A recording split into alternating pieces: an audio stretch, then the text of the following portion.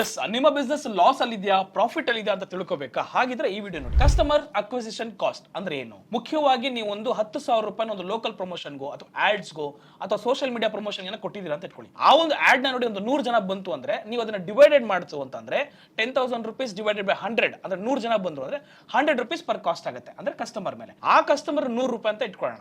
ಅದೇ ಆ ಕಸ್ಟಮರ್ ಒಬ್ಬ ಕಸ್ಟಮರ್ 100 ರೂಪಾಯಿ ಇನ್ವೆಸ್ಟ್ ಮಾಡಿದಿರಾ ಅಂತಂದ್ರೆ ಆ ಕಸ್ಟಮರ್ ಬಂದು ಏನಾದ್ರೂ 500 ರೂಪಾಯಿ ಪರ್ಚೇಸ್ ಮಾಡ್ತಾ ಅಂತ ಇಟ್ಕೊಳ್ಳಿ ನಿಮ್ಮ ಅಂಗಡಿಯಲ್ಲಿ. ಆಗ ನೀವು 100 ರೂಪಾಯಿನ ಅಂದ್ರೆ ನೀವು ಕಮರ್ಷಿಯಲ್ ಏನು ನೀವು ಹಾಕಿದ್ರೆ ಅದು 100 ರೂಪಾಯಿ ತೆಗೆದ್ರೆ 400 rupees ಏನ್ ಬರುತ್ತೆ, ದಟ್ ಈಸ್ ಕಾಲ್ಡ್ ಪ್ರಾಫಿಟ್. ಅಂದ್ರೆ ನೀವು ಒಂದು ಕಸ್ಟಮರ್ ಮೇಲೆ 100 rupees ಇನ್ವೆಸ್ಟ್ ಮಾಡಿದ್ರೆ ಆಡ್ಸ್ ಅಲ್ಲಿ ಅಂದ್ರೆ ಅವ್ನು ಬಂದು 500 ರೂಪಾಯಿ ಪರ್ಚೇಸ್ ಮಾಡಿದ್ರೆ ನಿಮ್ಗೆ ಅದು ಪ್ರಾಫಿಟ್. ಅದೇ ಕಸ್ಟಮರ್ ನೀವು 100 ರೂಪಾಯಿ ಇನ್ವೆಸ್ಟ್ ಮಾಡಿರ್ತ ಒಂದು ಆಡ್ ಅಂತ ಇಟ್ಕೊಳ್ಳೋಣ, ಅಲ್ಲಿ ಏನಾದ್ರು ಆ ಕಸ್ಟಮರ್ ಬಂದು 50 rupees ಪರ್ಚೇಸ್ ಮಾಡ್ತಾ ಅಂದ್ರೆ ನಿಮ್ಗೆ ಅಲ್ಲಿ ಲಾಸ್. ನಿಮ್ಮ ಒಂದು ಕಮರ್ಷಿಯಲ್ ನೀವೇನ್ ಇನ್ವೆಸ್ಟ್ ಮಾಡಿರ್ತೀರ ಅಮೌಂಟ್ ಅದಕ್ಕಿಂತ ನಿಮ್ಗೆ ಪರ್ಚೇಸ್ ಲೋ ಇತ್ತು ಅಂದ್ರೆ ನಿಮ್ಮ ಕಂಪನಿ ಲಾಸ್ ಅಲ್ಲಿ ಇದೆ ಅಂತ. ಅದೇ ಏನಾದ್ರು ಪರ್ ಹೆಡ್ 100 rupees ಇರುವಂತ ಕಸ್ಟಮರ್ ನೀವೇನ್ ಇನ್ವೆಸ್ಟ್ ಮಾಡಿರ್ತೀರಿ ಆಡ್ಗೆ, ಅವನೇನಾದ್ರೂ 500 ರೂಪಾಯಿ ಪರ್ಚೇಸ್ ಮಾಡ್ತಾ ಅಂದ್ರೆ 400 rupees ಪ್ರಾಫಿಟ್. ಇದನ್ನೇ ಕಸ್ಟಮರ್ ಅಕ್ವಿಸಿಷನ್ ಕಾಸ್ಟ್ ಅಂತ ಕರಿತೀವಿ. ಎಸ್, ಇದನ್ನ ಹೇಗೆ ಫಾರ್ಮುಲಾ ಕನ್ವರ್ಟ್ ಮಾಡೋದು ಅಂತಂದ್ರೆ ಟೋಟಲ್ ಸ್ಪೆಂಡಿಂಗ್ ನೀವೇನ್ ಕಮರ್ಷಿಯಲ್ ಗೆ ಸ್ಪೆಂಡ್ ಮಾಡ್ತೀರಾ divided by new customers equals to your result. This is called customer acquisition cost.